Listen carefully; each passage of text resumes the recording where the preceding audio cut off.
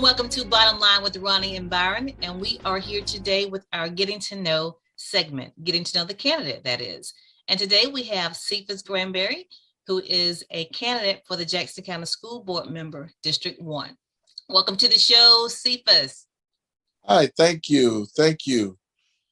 I want to make sure that everybody knows that this election is coming up and they will be voting in August for District 1 school board member. And as I said, Cephas Granberry is a candidate. So we're going to get right into it. And Cephas, give us your current role because you are employed with the Jackson County School Board right now. Yes. Currently, I am the fleet manager for the transportation department for Jackson County. In that role, I am the on-site coordinator for the transportation department throughout the whole district.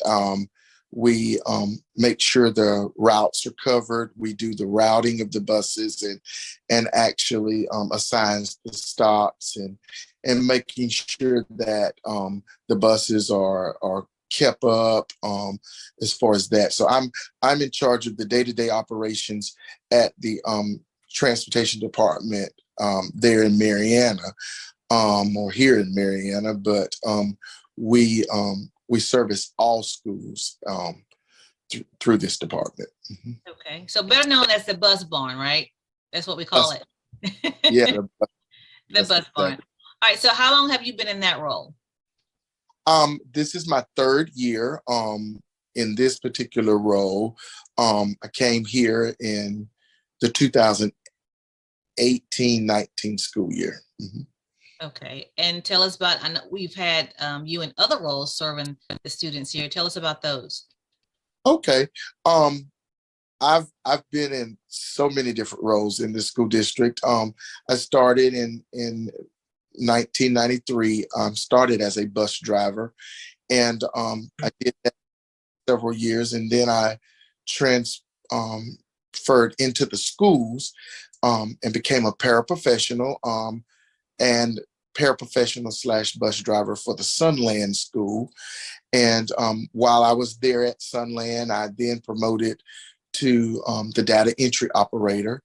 And I worked in that role for several years, from 99 until 2008. And at that time, in 2008, I transferred to the district office and worked in student services.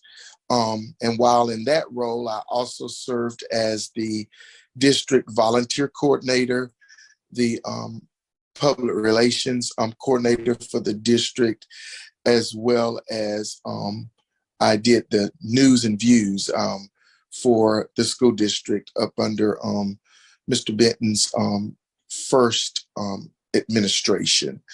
And I did that until I transferred here to the bus garage. So I was there from 2008 till 2018. So you have a lot of history here with the Jackson County School Board. So how many years is that? Let's add it up. That is at the end of this school year, I will have completed 29 years. Wow. Next school year, the Lord delay his coming, I'll be into my 30th year with Jackson County School District as an employee. Wow, that's pretty impressive. You don't find that these days, people staying in a job that long. Yeah. So with all that experience, is that what gave you the desire to run for school board member District 1? Absolutely. That plus the fact that I am a service-oriented person. I want to help people, and I feel like in each of my roles throughout my career, I have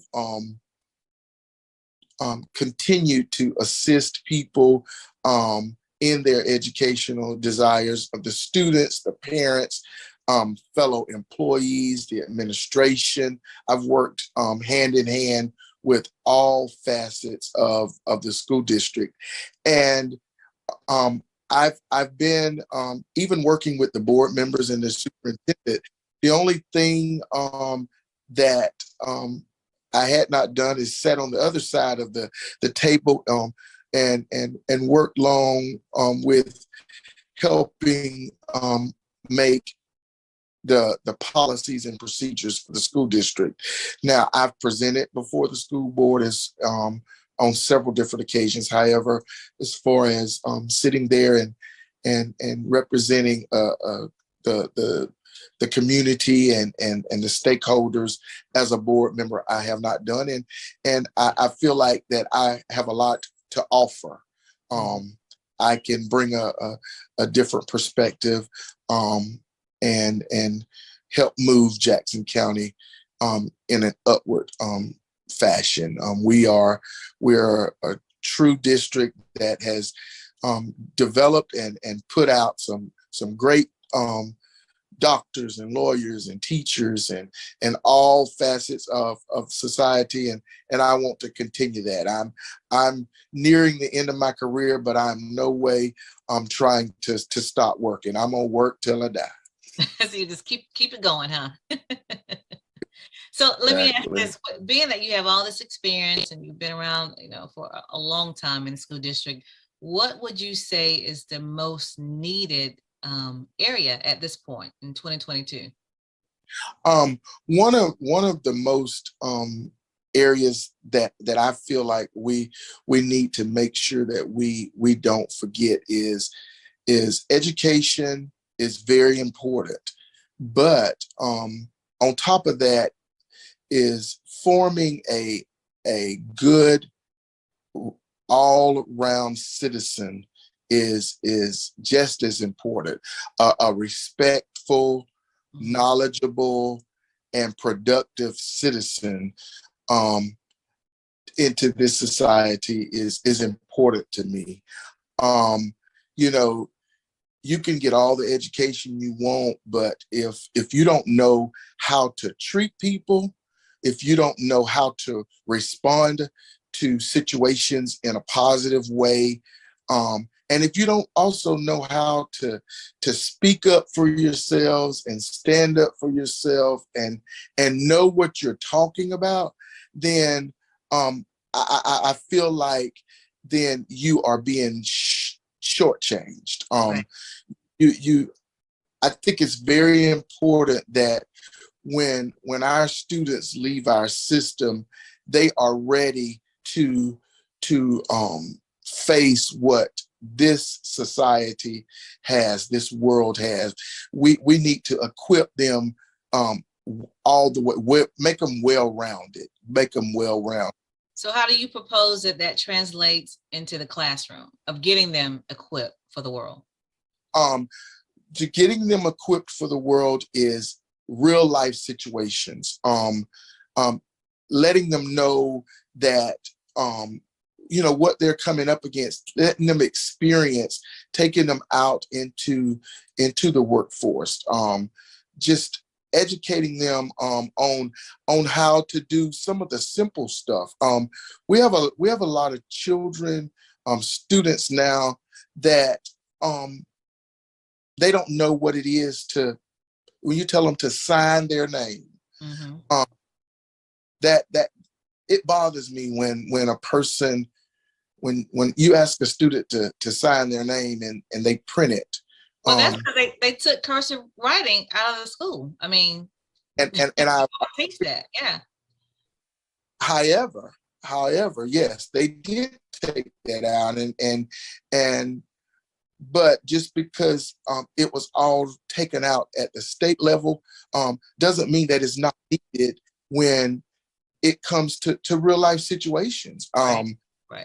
And I think our home plays a large role in getting our students ready as well. Now, I'm not putting all of this responsibility on the education system. Home plays a large role in it as well. I'm a parent, and some things I did not wait for the school to teach my children. You tell yourself. I think that the home needs to take their seat at the table. So let me ask you this, Sifu. So let's take that example that you just gave. There's so many others that you know that kids are lacking as far as real life skills. So just take that example, cursive writing. Um, how do you propose that the school address that, being that is not currently being taught? How do you address that as a school board member? Can you propose something, or what are your ideas? Um, my idea is there's always some time in the day that children can be introduced to new things. Um, I know that the day is packed with standards and but if we have time to have some of our parties and some of our extra stuff that we do, every so often we can introduce them to some of the stuff such as cursive writing. I mean, it doesn't take um, a whole track or a whole semester, or I mean, just Right. introduce it. Yeah, Yeah. just some of that time that we use to do other things. I think we need to just use it for a fun day, or a fun time, because that's just one thing. Now the Right. curse, There's like I many said, others. Yeah. there's many other things, and teachers are very smart. They know how to integrate things other than the standards into their curriculum. Now they don't have a whole lot of time, but there's some time that we can get our children ready for some of the stuff that is not always taught in the schools, and the school can help, as like I said, as well as the home, as well as the home. So is it safe to say that if you were elected as District 1 school board member for Jackson County, that you would look into implementing some of these life skills, or encouraging, teachers across the board to kind of introduce things like cursive writing and other things? Is that something like a project you would take on? That is something that I would like to see happen. Okay. Yes. Mhm. I would definitely spark it and make it a topic of discussion. Mhm. That's good. Along with writing checks, balancing Yeah, checkbooks, I'm sure yeah, that's, yeah. yeah. Now, I do know that the governor has put a requirement in about the financial literacy, talking about credit and credit scores. So there is a piece that has been added to the required curriculum for our students that addresses budgets, finance, such as that.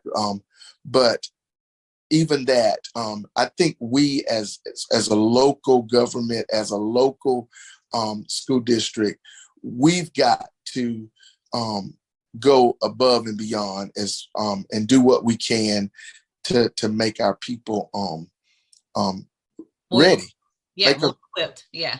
work with, because it's this is real out here. Right. Life is a challenge, and we've got to step up to the challenge and get our children ready to go into this world and not be unequipped. I want to be able to have given them some experiences that they'll have to face when they become adults. Right, right. So let's talk specifically about District 1. So people will know, everybody knows that there was some redistricting that took place with the school board as well as the county commissioner. Hmm. The school board map does put Graceful School in District 1, which currently will be served by, the whoever wins the election. So there are some concerns now about Graceful School. A lot of, talk and chatter about, what's going on. Can you give us kind of like an update of just the facts of what's going on around surrounding Graceful School? I don't actually know all of the facts of what's going surrounding the school. I do know that some of the things that's going on, and one of the things is obvious is the fact that there is a steady decline in enrollment. And one thing we can students run schools, or enrollment drives schools. No students, no school. Right. So and it takes a certain number of students to make a school profitable.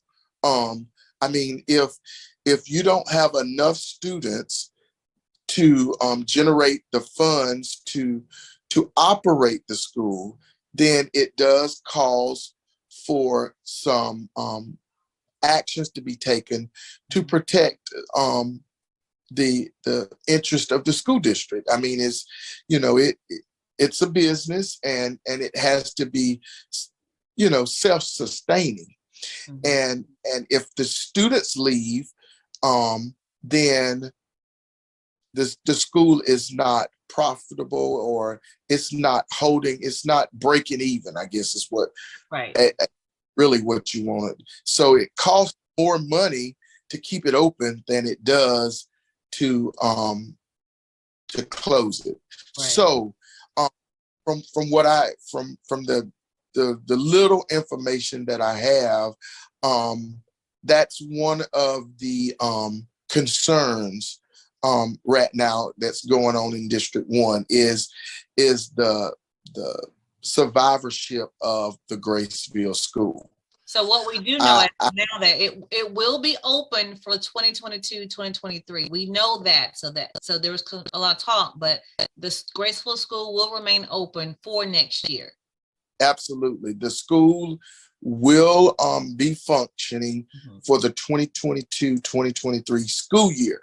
However, during this school year, there will be some hard looking and some hard studies going to see just what direction I'm sure the school district will need to go in. I mean, there's so many things that plays into it. I mean, we have, just from my department, in the transportation department, we have 6 buses that transport students up there that cost money.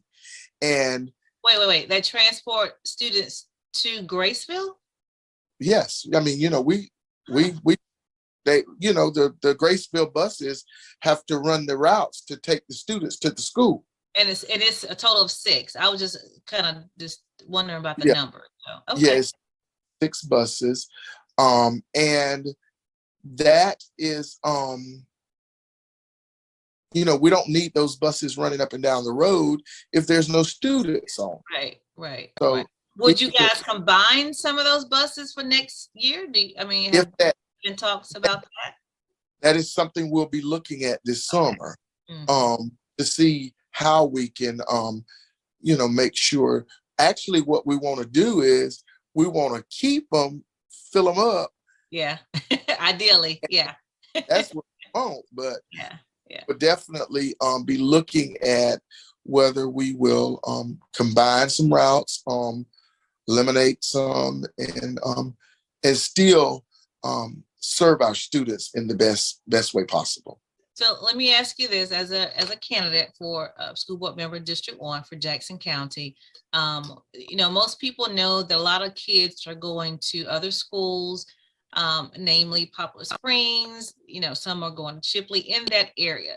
So if Jackson County is going to, take on this issue, I would venture to say there's some type of campaign that needs to take place as far as reaching out to the parents to encourage them to bring the students back to Graceville School. Would you agree?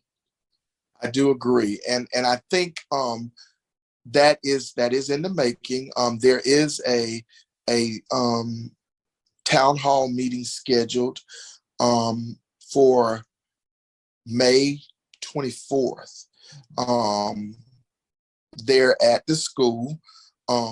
I think it starts at 4:30, somewhere in that area. I can get you the exact time.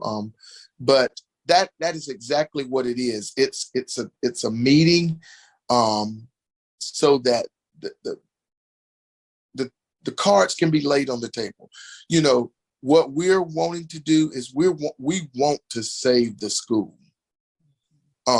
We want Gracefield to be as vibrant as it has always been, but it's going to take the community, the parents, the students, and the morale. We've got to rally around our school and take pride in our school and stop the bleed, stop the exiting, and stay there and do what we can to build it up.